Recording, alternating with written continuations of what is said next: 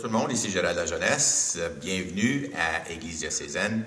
Aujourd'hui, j'ai le plaisir de vous présenter Roch Pagé. Bonjour Roch. Bonjour. Moi, je t'ai connu il y a 40 ans bientôt. Oh mon Dieu. 40 ans. Oh mon Dieu, aussi. En train de me faire vieillir. Alors Roch, qui es-tu toi? Bon, moi, je suis originaire de la belle région du Saguenay, plus précisément Chicoutimi, au nord de la ville de Québec, et du diocèse du même nom. Et j'y suis né il y a bientôt 80 ans, je suis content de le dire, je rends grâce à Dieu. Et je suis prêtre depuis 55 ans au mois de juin de cette année. Alors, 2 anniversaires le mois prochain. Oui. Si j'ai bien compris. Le 10 juin, c'est mon anniversaire de naissance et le 13, c'est mon anniversaire d'ordination. OK. Alors là, toi, tu as été ordonné prêtre. Conte-moi, là, qu'est-ce qui t'est arrivé comme prêtre assez tôt, j'imagine? Oh là là! Alors, à l'époque où j'ai été ordonné prêtre, d'abord, c'était différent de vous autres. C'était les 4 années régulières de théologie à Chicoutimi. Et comme Chicoutimi n'avait pas d'université à l'époque, on était affilié à l'Université Laval. Alors, j'ai reçu, l'Université Laval de Québec, et j'ai reçu mon baccalauréat en théologie à l'Université Laval. J'ai été ordonné prêtre le 13 juin, et à l'époque, quand notre évêque nous nommait dans une paroisse pour 15 jours, 3 semaines, ça voulait dire qu'on allait être nommé dans un séminaire petit ou grand séminaire, alors que les autres, à qui l'évêque donnait 1 mois de vacances après leur ordination, ça voulait dire qu'ils allaient en paroisse. Alors, moi, j'ai été nommé au petit séminaire comme préfet de discipline et professeur de catéchèse à l'époque en belles lettres, ce qui équivaut au 5e secondaire, je crois. Okay, je ne sais pas. Donc, c'est sur la fin du secondaire pour nous autres. C'est ça. Alors, à la fin de notre première année d'ordination, c'était magnifique parce que le diocèse de Québec et les autres diocèses rattachés à la province ecclésiastique de Québec, on nous organisait une retraite pour les prêtres d'1 an. C'était formidable parce que on avait un prédicateur qui le savait et qui nous donnait un contenu qui était pratiquement une révision de notre expérience de première année de prêtrise. À la fin de la semaine, les évêques qui avaient des séminaristes, des jeunes prêtres, venaient les rencontrer. Et moi, quand mon évêque m'a demandé, ça a été mon tour de rencontrer mon évêque, il faut que je vous dise. Alors, c'était l'époque, la belle époque. Alors, il dit, bon, Monsieur Pagé, je crois que ça va bien, vous avez bien fait ça au petit séminaire. Je n'ai eu que des bonnes nouvelles à votre sujet. Oh, merci, on ne m'en avait pas donné directement. Ouais. Comme c'était l'habitude, on ne faisait pas trop de compliments. Non, il ne faut pas que ça te monte à la tête. Voilà. Alors, il dit maintenant, j'ai besoin d'un professeur en droit canonique au grand séminaire. Puis il dit, c'est vous. Oh bon. Alors, imaginez, je venais d'apprendre, puis il dit, oh, pas seulement ça. Il dit, vous allez partir pour Rome au début d'octobre. Vous avez une partie de l'été pour rencontrer le procureur du diocèse. Votre inscription va être faite à la Grégorienne avec les Jésuites. Et je veux que vous preniez votre doctorat et vous avez 3 ans pour prendre votre licence et votre doctorat, là. Pas 3 ans, rien que le doctorat. Baccalauréat, licence et 1 année pour le doctorat. À l'époque, je ne savais pas dans quoi je m'embarquais. Mais imaginez, à l'époque, aller étudier le droit canonique, il fallait se le faire pardonner pratiquement par nos confrères. Qu'est-ce que tu as fait de mal pour avoir été demandé en droit canonique? Puis, Alors, moi, j'étais content parce que j'allais étudier à Rome, puis le droit canonique, dans le fond, j'aimais ça. Parce que j'ai souvent pensé que si j'avais pas fait un prêtre, j'aurais fait un avocat. Et peut-être même l'avocat du diable, mais j'aurais eu peur que le diable mène. Oui, tu pourrais faire ça, oui. Alors, c'est comme ça. Je ne sais pas si je peux continuer. J'ai fait mes 2 ans à Rome. Et la 3e année pour le doctorat, je savais par expérience que la bibliothèque à la Grégorienne, là, c'est une chasse gardée. Il n'y a pas un étudiant qui a le droit de mettre le pied à travers les volumes. Il fallait que tu saches à l'avance, demander aux frères qui étaient à la réception. Je veux avoir Karl Rahner, blablabla. Puis, mais si c'est pas ça, qu'est-ce que tu fais? Tu retournes puis tu recommences. Alors, après ma licence, j'ai rencontré le père Germain Lesage. Ah oui. Un oblat, c'était un vif argent, puis je passais pour être son dauphin. Je pense qu'il m'aimait bien. Je ne sais pas s'il avait raison, mais il m'aimait bien. Alors, à un moment donné, il dit, vous là, vous n'êtes pas fait pour être doyen. Vous n'êtes pas fait pour être recteur. Vous n'êtes pas fait pour être évêque. Vous êtes fait pour enseigner, puis par les mains, prêcher et publier. C'est ce qui est arrivé. Alors, je l'ai rencontré pendant l'été, puis je lui ai exposé mon... je ne l'avais jamais rencontré. À un moment donné, il dit, la première question, il dit, êtes-vous intelligent? Je te fais un saut. Il dit, OK, oui, vous êtes intelligent, juste par ma réaction. Il dit, savez-vous écrire? Ben, j'ai dit, oui. Il dit, vous savez parler? Il dit, un gars de Chicoutimi, ça sait écrire, puis ça sait parler. Alors, il dit, je vous accepte. Il dit, quel sujet que vous voulez avoir comme thèse? Hey, on était en 68. J'ai passé ma première année à Rome, la dernière année du concile. Oui, alors, je ne suis pas venu au monde hier matin. Alors, j'ai dit, Père Lesage, j'aimerais travailler sur le Conseil diocésain de pastoral qui vient de sortir dans le décret Christus Dominus. Mais il dit, vous y pensez pas? Pensez pas à quoi? Il dit, il n'y a rien de publié là-dedans.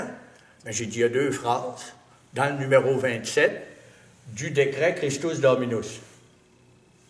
Je suis d'accord avec vous. Quand est-ce qu'on commence?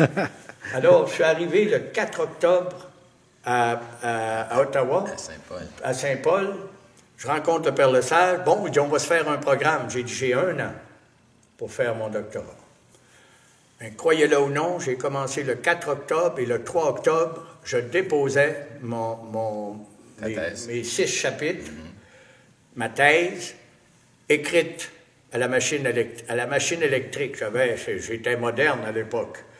Alors, ma thèse, je l'ai soutenue au mois de novembre. En retournant à Montréal, je n'avais même pas de voiture. En retournant à Montréal, j'arrête chez Fides, puis je leur dépose mon manuscrit. 1 mois et demi plus tard, je reçois une lettre de l'éditeur qui était prêt à la publier sans correction. Oh. Il m'envoyait le contrat et j'ai gardé le droit de traduction en anglais. Ça a été publié en français. Peut-être 6 mois plus tard, je reçois une lettre de Newman Press à New York, qui était prêt à me traduire eux-mêmes, à me publier et à m'envoyer un chèque d'avance. Alors, ça a été à peu près ça. Est-ce que ça va? Là, je parle tout le temps. Non, c'est correct, oui, mais c'est ce Quel âge avais-tu à ce moment-là? Imaginez, j'avais 29 ans. Wow! J'avais 29 ans, et quand je suis revenu dans mon diocèse, j'étais épuisé. J'étais carrément épuisé. Le soir, les oblats restaient dans l'université, dans le pavillon. Okay, oui. Il y avait des pères qui étaient dans les coins, comme des espèces de gardiens, des pères aux oblats. Alors, le soir, à 10 heures, on ne pouvait plus clic, clic, clic. Je partais avec mon matériel, mon dactylo, je m'en allais dans une classe, je travaillais jusqu'à minuit. 6 heures le matin, j'étais debout, j'ai travaillé comme un an pile, je déposais ma thèse. Je reviens à Chicoutimi, je rencontre mon évêque, Monseigneur Paré, Bon, je vous félicite. Monseigneur, qu'est-ce que je vais faire maintenant? Vous savez que vous avez étudié pour le grand séminaire et c'est moi, en tant qu'évêque, qui a payé vos... J'ai su après coup que le recteur du séminaire n'était pas d'accord avec... Mais l'évêque avait dit, c'est moi qui vais payer, puis il va aller enseigner le droit canonique. Alors l'évêque, j'ai dit, qu'est-ce que je vais faire, Monseigneur? Il dit, je suis en train de repenser le personnel du grand séminaire. Il dit, j'aurai besoin d'un directeur spirituel, puis c'est vous. OK. 29 ans. 29 ans. Alors j'ai dit, oui, mais Monseigneur, j'ai à peine 5 ans de prêtrise. Il dit, imaginez-vous donc, c'est moi qui vous ai ordonné. Monseigneur, j'ai même pas 30 ans. Je m'en doutais que vous n'aviez pas 30 ans. Alors j'ai dit, mais qu'est-ce que je vais faire? Il dit, vous allez être directeur spirituel. Bonne chance. C'était le beau temps pour les évêques à cette époque-là. Hein? Pas de discussion, rien. C'est ça qu'il appelle? Je pense. Oui. Je pense. Et l'envoi. Et ça a été les plus belles années de ma vie, les 7 ans de direction spirituelle.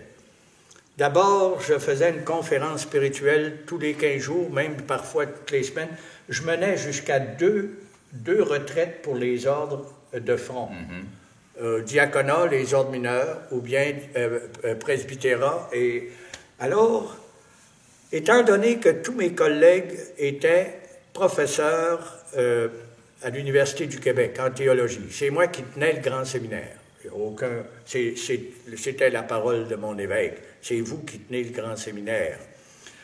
Alors, je disais la messe tous les jours. Et une chose que je trouvais pas bête et que je vous la redis et je trouve encore que c'est pas bête, étant donné que les séminaristes étudiaient à l'Université du Québec, moi, je regardais leur programme et dans mes conférences spirituelles, je prenais l'aspect spirituel de leur thème. L'aspect spirituel de l'Eucharistie, l'aspect spirituel des sacrements, etc., etc. Alors, ça m'a amené, étant donné que je prêchais tous les jours, à laisser tomber mes feuilles, et depuis ce temps-là, je prêche sans feuilles, mais je porte mon homélie pendant une semaine, ça dépend, 3 jours, et ça a été les 7 années. C'est pas peut-être un hasard que c'était 7, là. La plénitude, hein? La plénitude, oui. Les plus belles années de ma vie ont été, et je porte encore le bienfait de ces 7 années-là. Maintenant, comment tu fais pour avoir cet enthousiasme dans un domaine qui est si légaliste puis si structuré?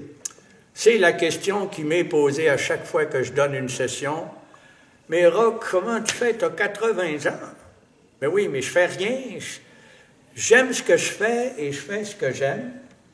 Et, encore une fois, je crois en ce que je fais. Vous avez vu pendant la journée, j'ai de l'air à croire ce que je dis. Et ma mère était professeure. 3 de mes sœurs étaient professeurs. Mon frère prêtre, qui est mort d'une crise cardiaque, était professeur. Et je suis professeur. Alors, le secret, mon cher, c'est je suis un homme heureux. Et non, je ne partage pas mon bonheur, mais ma manière de communiquer, forcément, je ne sais pas. Je ne sais pas trop, mais j'aime la vie, je suis enthousiaste et je ne veux pas... Je suis encore vicaire judiciaire au tribunal d'appel du Canada. C'est pas parce que j'ai besoin de vivre, j'ai besoin de sous, là. C'est quoi ça pour les gens qui écoutent, là? Oh, c'est une bonne question. Alors, je viens d'employer l'expression vicaire judiciaire du tribunal d'appel du Canada. Ce qui veut dire, merci, voyez-vous, j'emploie cette expression-là, je pense que tout le monde l'emploie demain matin. Bon. Alors, pour moi, l'organisation, d'abord, de l'Église, du droit de l'Église, ressemble jusqu'à un certain point à l'organisation, à la structure des tribunaux séculiers, civils. Alors, en droit canonique, les gens qui veulent faire étudier la validité de leur mariage, par exemple, à Sudbury, Alors, les gens vont voir le chancelier leur ménage une entrevue avec quelqu'un qui va les questionner, leur histoire, essayer de détecter s'il y a matière à étudier la validité de leur mariage. Ils sont déjà séparés. Alors, ça va finir à Toronto, qui est le tribunal de première instance pour les causes matrimoniales. Comme on a un tribunal de première instance dans le monde séculier, on a des tribunaux de première instance. Toronto est le tribunal de première instance pour les causes matrimoniales pour 7 diocèses du sud de l'Ontario, incluant oui, Timmins et Hearst également, je crois, mais peu importe. Alors, quand le juge de première instance déclare que ce mariage qu'on vient d'étudier avec des témoins, avec un avocat du diable qui cherche à démontrer que le mariage est valide, etc., alors il porte la sentence, ce mariage n'est pas nul. Alors la personne qui a demandé d'étudier la validité de son mariage, normalement, elle va aller en appel. Comme on a une cour d'appel dans le monde séculier, alors ils vont en appel pour des raisons exposées dans sa lettre d'appel, les motifs. Et ça, c'est envoyé avec le dossier à Ottawa, au tribunal d'appel du Canada pour les causes de Terre-Neuve à Vancouver, à Victoria. Toutes les causes qui vont en appel d'une sentence de première instance, qu'elle soit négative, c'est-à-dire le mariage n'est pas nul, ou qu'elle soit affirmative. Parce que la partie qui n'a pas demandé, elle peut être contre la nullité du mariage. Alors, elle peut faire appel aussi. Alors, ça s'en vient, je vais le dire, à mon tribunal, dont je suis le juge en chef.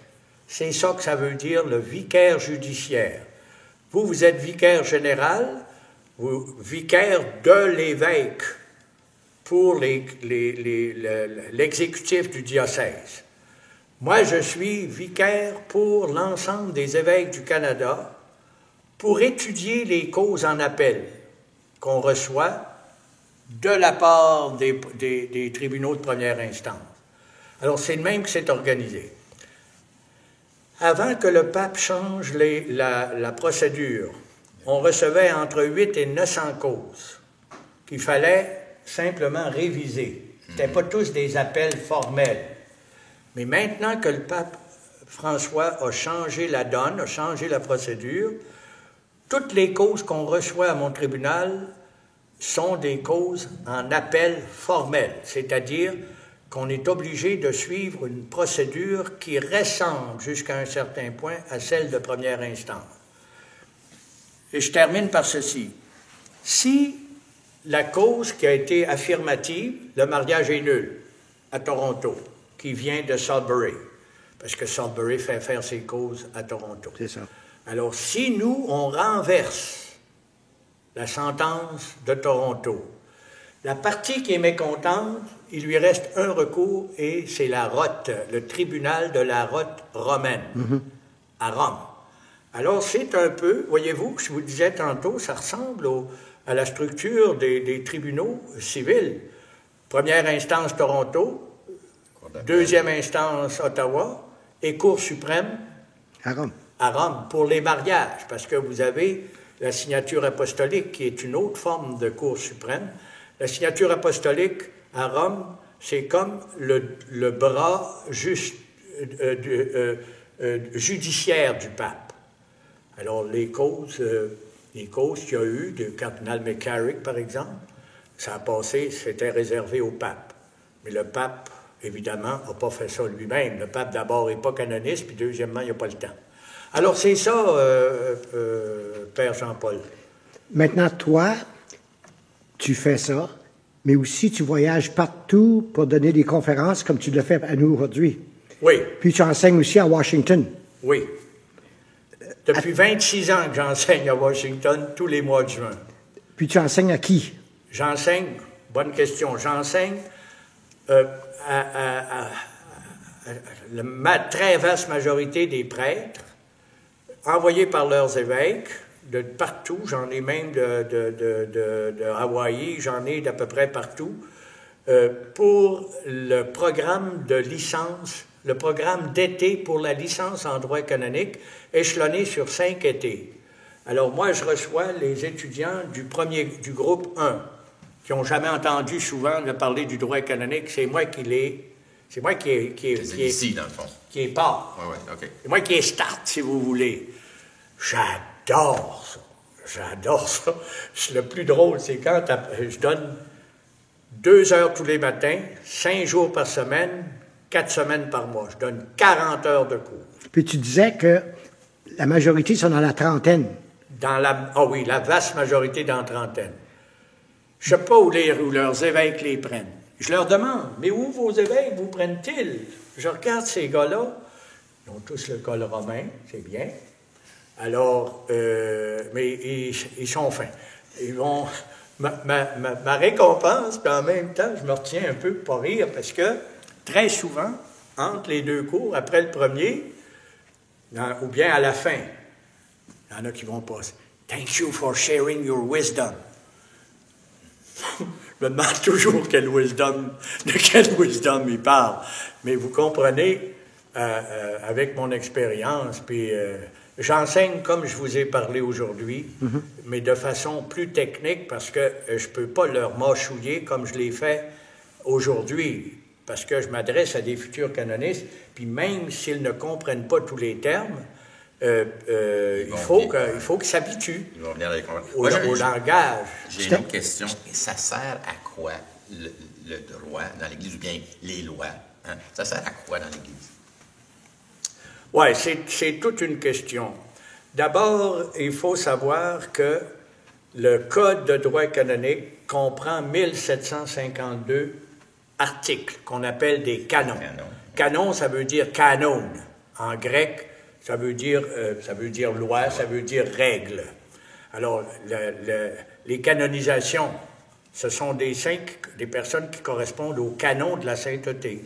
Bon, alors, dans le Code, Gérald, dans le Code, il y a un énoncé des droits fondamentaux de tous les fidèles dans l'Église. Bébé, adulte, prêtre, diacre, évêque. Tout le monde. Tout le monde. Alors, je peux dire que l'ensemble, ça c'est dans les normes générales, c'est-à-dire applicables à tout le Code. Alors, je pourrais dire que, pour simplifier, l'ensemble du Code de droit canonique, c'est pour promouvoir et protéger les droits fondamentaux des personnes. Je donne un exemple. Depuis le Concile, et exprimé dans le Code de 1983 qui a suivi le Concile de quelques années, le droit d'association. Il y a eu beaucoup de mouvements, on le sait, hein? Le mouvement charismatique, les associations de fidèles, l'Armée de Marie, Marie Jeunesse, Myriam Bethléem, ça pullule les associations qu'on n'avait pas avant. Alors, ça, c'est un droit fondamental dans le Code, le droit de s'associer. Alors, quand une association est de travers, comme l'Armée de Marie, je vais le nommer, l'évêque a le droit de les supprimer. Mais, on ne peut pas supprimer ce qu'on n'a pas donné. Ce n'est pas l'évêque qui donne le droit d'association. C'est un droit. C'est un droit fondamental qu'on a comme dans la société. La doctrine sociale de l'Église, Populorum Progressio, avec, je crois, Jean 23, affirme le droit de s'associer, même dans la société, a fortiori dans l'Église. Alors, le cardinal Vachon, après avoir envoyé des monitions aux responsables de l'Armée de Marie, a fini par les supprimer. Mais qu'est-ce que ça veut dire? Il ne peut pas supprimer une association qui s'est formée en vertu du droit fondamental. Qu'est-ce que ça veut dire, supprimer une association? Ça veut dire supprimer son statut canonique reçu par l'évêque qui les a approuvés, le cardinal Leroy. En tout cas, je raconte une... Alors, le droit canonique, ça protège les droits des fidèles dans l'Église. En gros, c'est ça. par l'enseignement, par les sacrements, par les procédures dont on a vu tout un exemple aujourd'hui. Ouais. Alors tout ça, c'est la protection des droits des fidèles. Devant la situation du monde dans lequel on vit aujourd'hui, quel serait un message d'enthousiasme pour les gens qui font leur gros possible pour vivre leur foi de la mesure du possible? Moi, je pense que les événements difficiles vécus dans l'Église aujourd'hui, comme les abus qu'on a vus aujourd'hui, ce sont, au fond, on peut bien dire c'est des épreuves, mais pour moi, c'est une manière de faire le point sur l'objet de sa foi. Moi, je regrette, mais ma foi, je n'ai pas la foi dans le pape, je n'ai pas la foi dans l'évêque. Ma foi, c'est dans le Christ. Mais ma confiance, c'est pas ma foi. Ma confiance, c'est ceux qui sont les médiations pour nourrir ma foi. C'est pour ça que c'est difficile pour les gens. Moi, je comprends les gens qui, devant ces abus-là, devant les trahisons de confiance, je comprends qu'il y en a qui quittent l'Église. Mais moi, je dis, même comme prêtre, je sais qui je suis. Les gens qui ont perdu confiance dans les prêtres, qui se sont mal conduits, peuvent me regarder avec un sourire. Ça me fait de la peine. Mais dans mon cœur, je sais qui je suis. Merci beaucoup. Merci.